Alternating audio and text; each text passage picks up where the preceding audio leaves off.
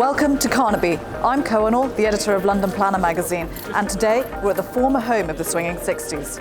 It's where the mods came to get their sharp suits, where Austin Powers had a groovy pad, and where you can come for some of the most fashionable bars and restaurants.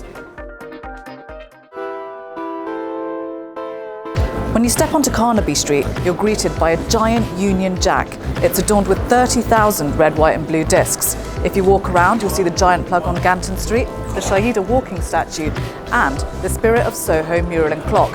Look closely and you'll see people associated with the area, from Karl Marx to William Blake. John Stephen, nicknamed the King of Carnaby Street, helped make this a cool, hip area. It was in 1957 that he opened his first store here. It was painted yellow, it blasted rock and roll music, and it attracted a new demographic, the teenager. Today, Carnaby is home to boutique beauty, sports and shoe shops. There are independent stores in Newburgh Quarter and the cool, quirky souvenir shop, We Built This City. Carnaby is a place where the worlds of music and fashion collide. The Beatles and the Rolling Stones shopped here, and Jimi Hendrix got his famous military jacket from this area.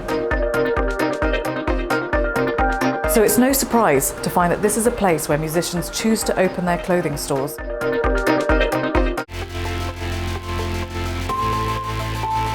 Kingly Court is bursting with restaurants. There are more than 20 places that you can eat and drink.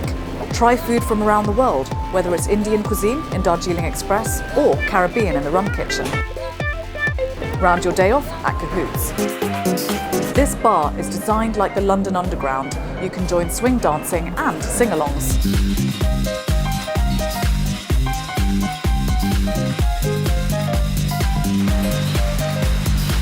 So, after all these years, Carnaby is still swinging.